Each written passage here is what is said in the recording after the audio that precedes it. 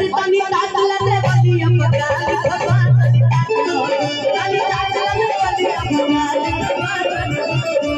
अतवार लिखबा हो समार लिखबा तारा बहिन के सोरा के भतार लिखबा तनी ताकला दे मुखिया जी से 500 मांगत रही तो 5000 दिले रहे आई मामा के देखा 500 मांगनी तो 500 दिले बड़े ए गवार गाओ रहरी के दिन पर दिनों के चला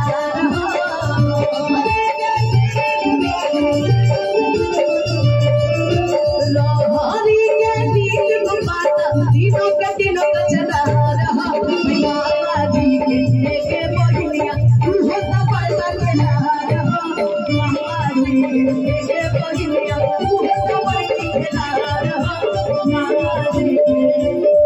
मामा हली हली मामा हली हली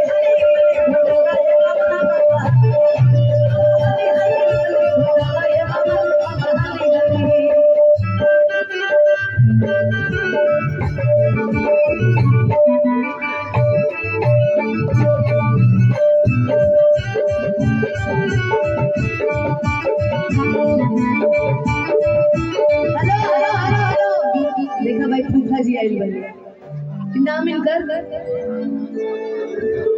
कि हमारा रमेश भैया जी के नाम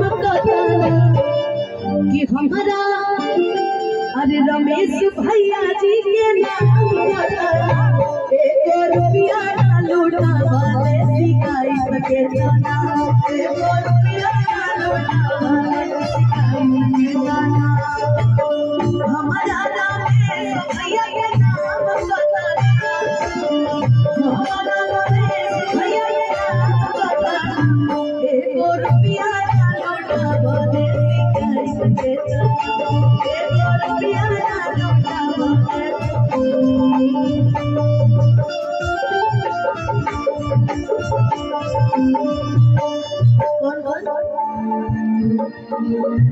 विधायक जी देवर कहाँ है देवरानी जी? अच्छा ये विधायक जी की पत्नी है, बड़ी सुंदर है जी। अच्छा मुन्ना यादव भी है। अच्छा हेलो विधायक की पत्नी विधायिका ही होती है, इधर आइए।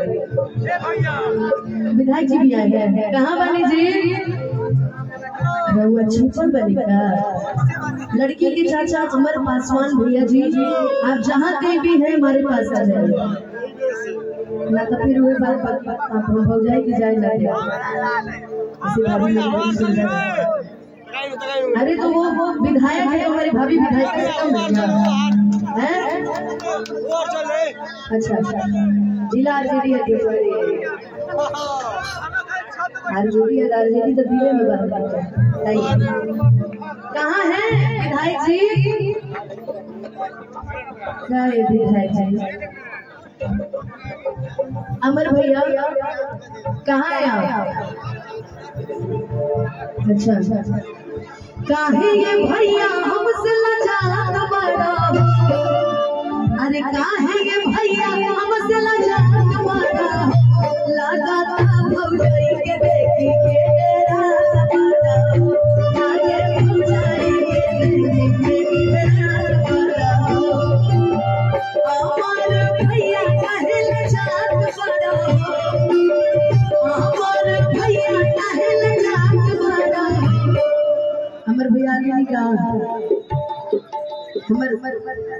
हमारे विधायक जी आगे नहीं कहा बाप रे बाप कि जैसे सोचले रहनी अरे विधायक